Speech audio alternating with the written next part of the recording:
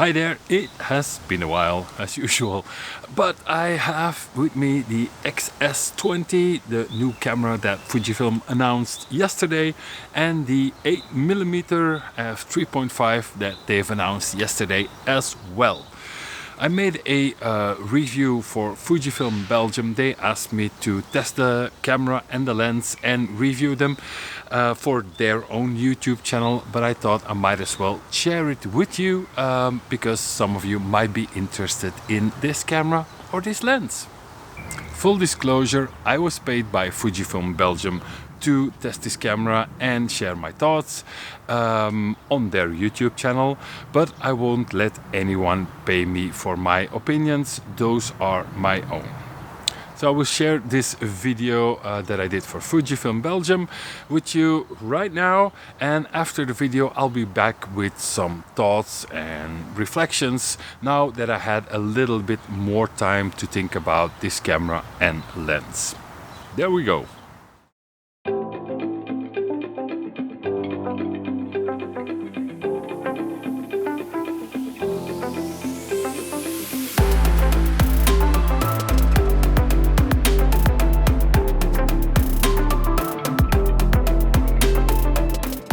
Amber, Stephanie and Fujifilm asked me to do a real-life test of the brand new XS20 and share my experiences with you. The XS20 is an all-round camera for both beginning and advanced photographers and videographers. And although as a professional photographer I usually work with the top of the range models, my curiosity was triggered by the impressive specs. The well-known 26 megapixel sensor paired with a new processor, even better image stabilization, a bigger battery and a bunch of new photo and video features. Sounds good, but how does the camera perform in the real world?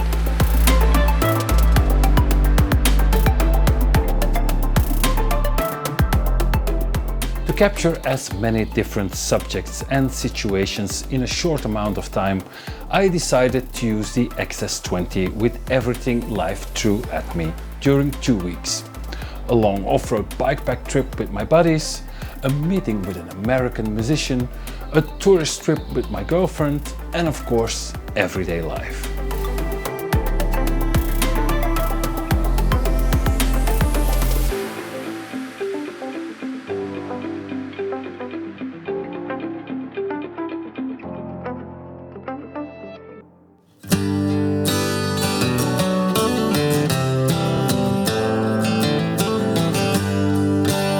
But let's start by taking a good look at the camera. The XS20 is very compact and light, which makes the camera ideal for travel or as an everyday carry. Even during the 500 kilometers of cycling on which I took this camera, it never got in the way.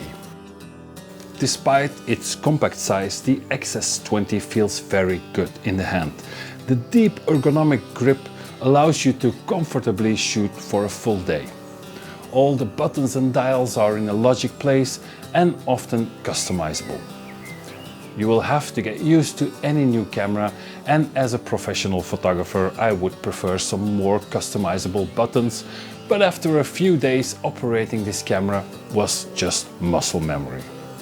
You could argue that the XS20 misses some of the visual charm of the more retro-inspired models, but it more than makes up for it in a practical way. Especially for those who like to do stills and video, the so-called PSAM dial lets you quickly change between different modes and settings. The screen can also be tilted and twisted in any position for original angles and selfies. The XS20 has even a pop-up flash. And when it comes to connectivity, the XS20 is also very well equipped. For filmmakers, the microphone, headphone and micro HDMI connections are essentials. There is of course also the USB-C connection to charge the camera, transfer files or use the camera as a webcam.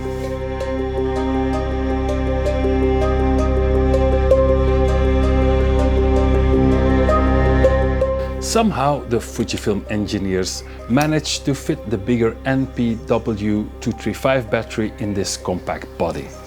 This battery lasts a lot longer than the previous one, and thanks to the new processor, the camera is also less power hungry.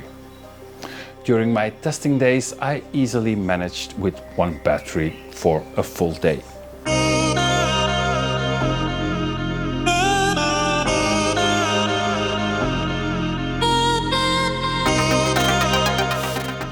To me, applying the right camera settings is second nature, but I still appreciated the full automatic mode. There are moments when even my brain is not in photography mode, and then it is pretty handy to let the camera do all the work. It's also great when you hand over your camera to a non-photographer. The auto mode recognizes what you put in front of it: a landscape, portrait, action, animals, and so on. Any automatic mode will have its limit, but I was pleasantly surprised with the results.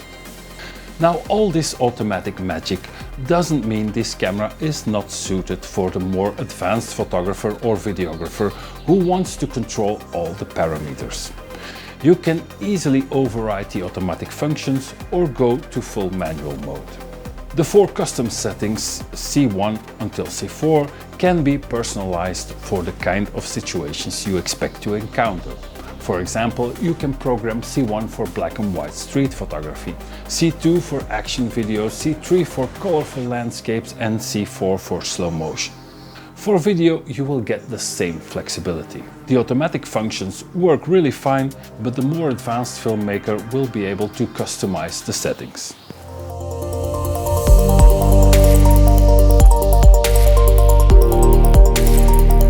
We've known the 26 megapixel X-Trans sensor from the X-T4, X100V and others.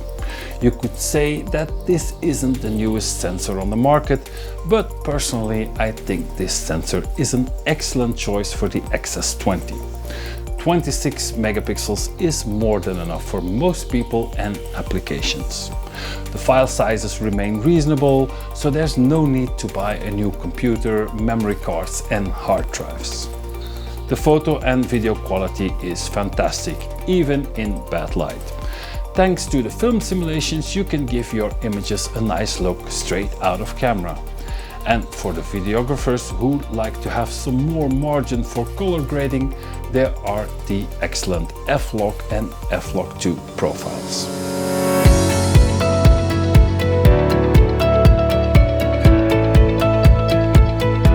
The new X Processor 5 doesn't just make the camera more efficient than its predecessor, it also makes it faster and more precise. It's very rare that the autofocus drops the ball when recognizing people and faces.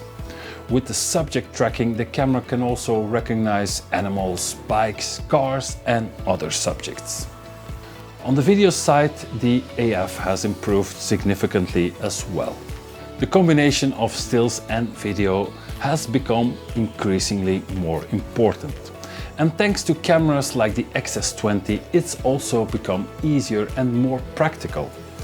After all, some things are better captured in a moving image and others in stills. Until recently, automatic functions were mostly not done in video, simply because they weren't good enough. But during my video tests with the XS20, I mostly used the automatic modes. And I have to admit that the progress is pretty impressive. Thanks to the custom functions and the PSAM dial, you can switch effortlessly between video and stills. The vlog setting is very clever in my opinion. With a push on the touchscreen, you have access to the most important functions. For example, you can quickly switch between regular video and slow motion.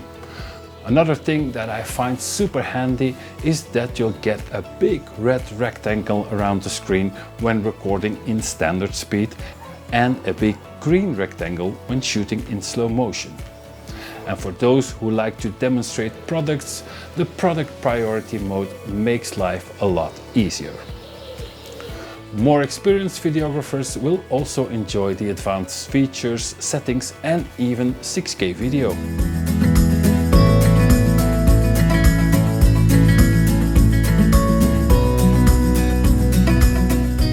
As a long-time user of the Fujifilm flagship cameras, I needed to adapt to having less buttons and a smaller EVF. But I'm still very impressed with the features, ergonomics, battery life and the vlog features of the XS20. To me, this camera is the new reference for a compact but at the same time powerful and all-round camera for photographers, content creators, vloggers, bloggers and videographers.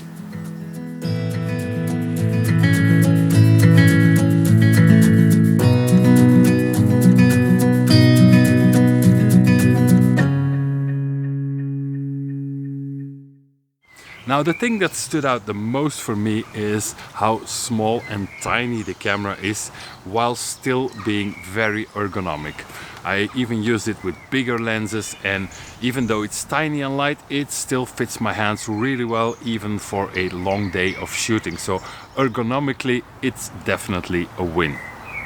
This camera is also a very practical tool. It does basically anything that most people might possibly need, but I'm this kind of weird guy who likes to have some kind of emotional, tactile connection with his cameras, and in that aspect that camera it's not bad, but it kind of leaves me a bit cold. I guess what I'm saying is that I'm a spoiled brat who has the option to choose between different cameras for different things, but when I started out I didn't have those options, and if a camera like this would have been available when I started out, I would have been very, very, very, very happy. Because still until today I could do 95% of my work with just this little tiny camera. As you may know, I'm not a big user of extreme lenses. I like to stay within like normal focal ranges. So I'm probably not the best placed person to review an 8mm ultra wide lens, so I'm not going to do it. But just a couple of thoughts about this lens. This lens is compact, it's weather sealed, it's optically really good, and it has a filter thread of 62mm, which is kind of rare on the ultra wide. You usually need bigger filters, and I suppose that this is a lens that will apply to people who do cityscapes, landscapes, things like that, who often work with different filters, so that keeps the size and the cost of the filters down as well, which is a bonus. All in all, I really enjoyed playing around with this little but very wide lens. It was a nice change, it was a nice challenge. It's probably not for me, but that's just me. If you like ultra wide and you want a compact, really nice prime lens for your Fujifilm X series cameras, then I think that the 8mm is an excellent choice. And that's it for now. I am really sorry about the messy intro and outro of this video. I just didn't have the time to make something decent. But I'll be back with hopefully something more decent. See you.